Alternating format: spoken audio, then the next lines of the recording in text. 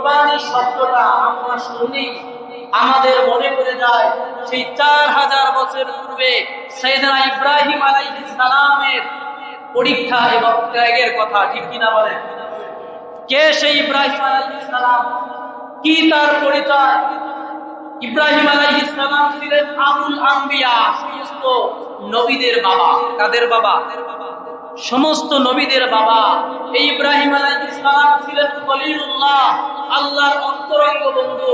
আল্লাহ রাব্বুল আলামিন কুরআনুল কারীমের মধ্যে বলেছেন, ওয়াত্তাখাযাল্লাহু ইব্রাহিমা খলিলা, ইব্রাহিম আমি তোমাকে আমার অন্তরঙ্গ বন্ধু হিসাবে গ্রহণ করে নিলাম। করেন সুবহানাল্লাহ।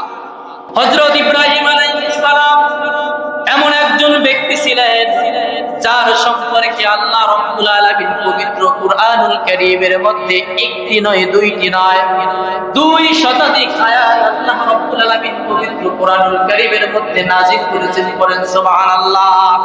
হযরত আদম আলাইহিস সালাম থেকে শুরু করে আমাদের নবী হযরত মুহাম্মদ সাল্লাল্লাহু আলাইহি ওয়াসাল্লাম পর্যন্ত যত নবী কিংবা রাসূল আল্লাহ রাব্বুল আলামিন এই পৃথিবীতে পাঠিয়েছেন, প্রত্যেকেই কোনো না কোনো পরীক্ষার সম্মুখীন হয়েছেন। কিন্তু সবচেয়ে বেশি পরীক্ষার সম্মুখীন হয়েছেন সাইয়েদনা ইব্রাহিম আলাইহিস সালাম। আল্লাহর দেওয়া প্রত্যেকটা পরীক্ষায় তিনি কৃতিত্বের সাথে সফলতা অর্জন করেছিলেন। আল্লাহ রাব্বুল আলামিন যে কথাগুলো কুরআনুল কারীমের মধ্যে তুলে ধরলেন, আল্লাহ রাব্বুল আলামিন বলেন, وَإِذِ ابْتَلَى إِبْرَاهِيمَ رَبُّهُ بِكَلِمَاتٍ فَأَتَمَّهُنَّ قَالَ إِنِّي جَاعِلُكَ لِلنَّاسِ إِمَامًا। হযরত ইব্রাহিম আলাইহিস সালাম যখন কৃতিত্বের সাথে সবগুলো পরীক্ষায় সফলতা অর্জন করলেন, আল্লাহ রাব্বুল আলামিন ডাক দিয়ে বললেন, ইব্রাহিম ইন্নী জাইলুকা লিন-নাসি ইমামা, ও ইব্রাহিম আমি তোমাকে तमाम পৃথিবীর সমস্ত মানুষের ইমাম বানায় দিলাম। সুবহানাল্লাহ বলেন। ইব্রাহিম আলাইহিস সালাম বলেন, ইন্নী জাইলুকা লিন-নাসি ইমামা, तमाम পৃথিবীর সমস্ত মানুষের ইমাম, সমস্ত মানুষের নেতা। সুবহানাল্লাহ। এই কথা আল্লাহ কুরআনুল কারীমের মধ্যে ঘোষণা করেছেন।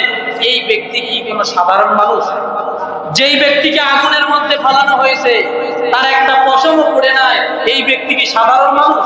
তার ব্যাপারে আমরা কথা বলবো। সাইয়েদনা ইব্রাহিম আলাইহিস সালাম ইরাকের উর নামক স্থানে জন্মগ্রহণ করেছিলেন।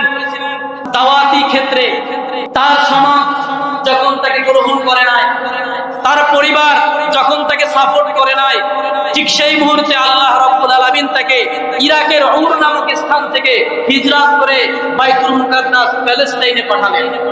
আল্লাহ রাব্বুল আলামিন এই কথা কুরআনুল কারীমের মধ্যে তুলে ধরেছেন। সাইয়েদনা ইব্রাহিম আলাইহিস সালাম বলেছেন, ওয়াকালা ইন্নী যাহিবুন ইলা রাব্বি সায়াহদিন, আমার পরিবার আমাকে সাপোর্ট করে নাই, আমার সমাজ আমাকে সহযোগিতা করে নাই, আমি আমার রবের পথে চললাম, তিনি আমাকে সঠিক পথ দেখাবেন। করেন সুবহানাল্লাহ।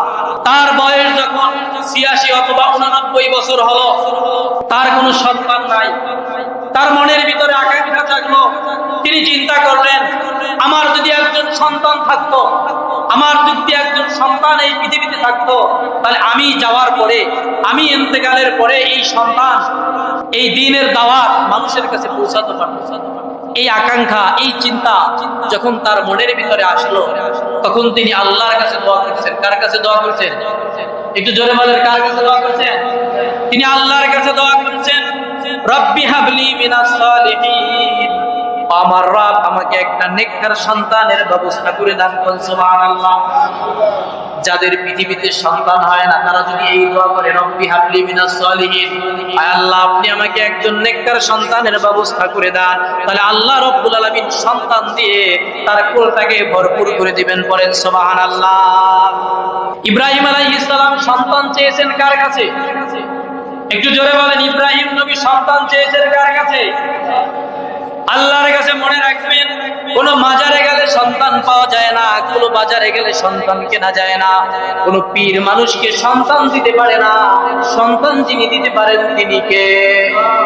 আরো জোরে বলেন, তিনি কে? হক্কানি পীরের কাছে যাবেন, তার কাছে সন্তান চাবেন না, তার কাছে দোয়া চাবেন, আল্লাহ যে হুজুর আপনি আমার জন্য ভাই আপনি একটু আমার জন্য দোয়া করেন আল্লাহর কাছে, কিন্তু পীরের কাছে যায় বলবেন যে হুজুর আমাকে সন্তান দান, এই কথা বলা যাবে না। সন্তান চাবো একমাত্র কার কাছে? আল্লাহর কাছে। এবার শুনুন, আল্লাহ রাব্বুল আলামিন হযরত ইব্রাহিম আলাইহিস সালামের দোয়াকে কবুল করে নিলেন। আল্লাহ রাব্বুল আলামিন বলেন ফাবাশশারনাহু বিগুলামিন হালিম, আমি আল্লাহ তাকে ধৈর্যশীল সন্তানের সুসংবাদ দিয়ে দিলাম। পড়েন সুবহানাল্লাহ। ইব্রাহিম আলাইহিস সালামের দ্বিতীয় স্ত্রী হাজরা আলাইহিস সালামের ঘরে হযরত ইসমাঈল আলাইহিস সালামের জন্ম হলো।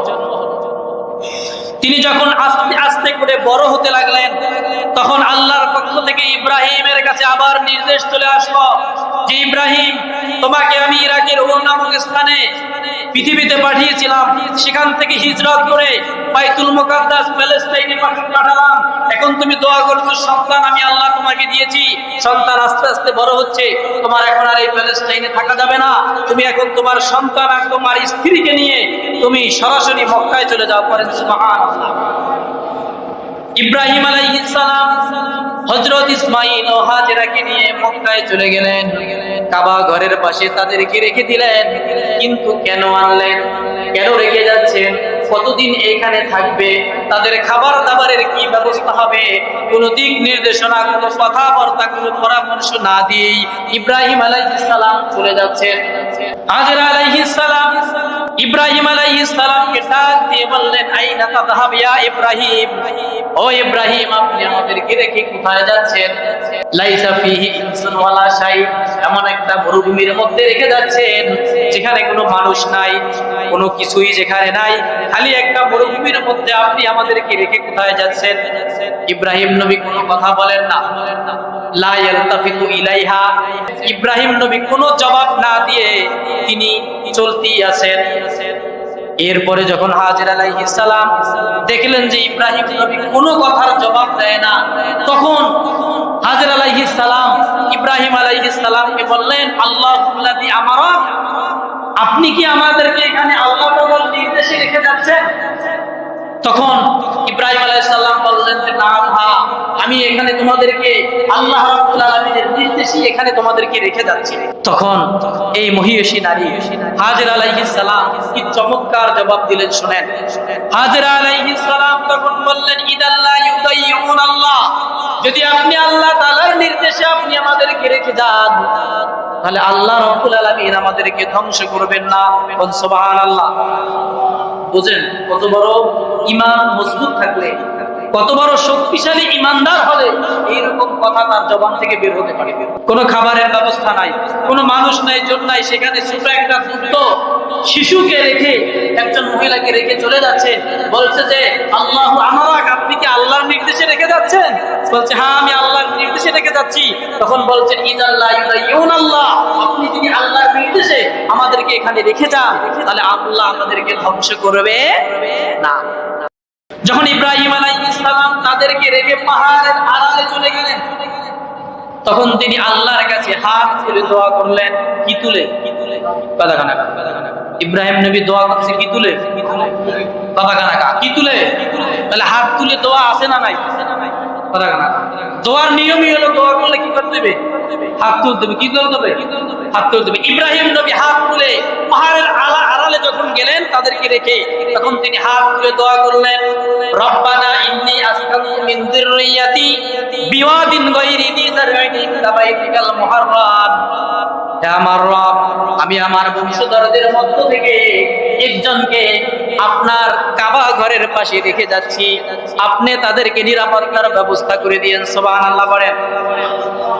এরপরে আল্লাহ হাবিব ইব্রাহিম আলাইহিস সালাম আরো দোয়া করলেন রব্বানা লিউকিমুস সালাতা ফাজআল আফিদাতাম মিনান নাস তাহওয়ি ইলাইহিম ওয়ারযুকহুম মিনাত তামারাতি লাআল্লাহুম ইয়াশকুরুন। এক নাম্বার যাতে তারা নামাজ কায়েম করে, দুই নাম্বার আপনি কতিপয় আল্লাহর কাছে বলতেছেন আপনি কতিপয় মানুষের অন্তর তাদের প্রতি আকৃষ্ট করে দিয়েন, তিন নাম্বার ফল ফলাদির দ্বারা জীবিকার ব্যবস্থা করে দিয়ে। এই কথা বলে ইব্রাহিম আলাইহিস সালাম মক্কা নগরী ছেড়ে চলে গেলেন।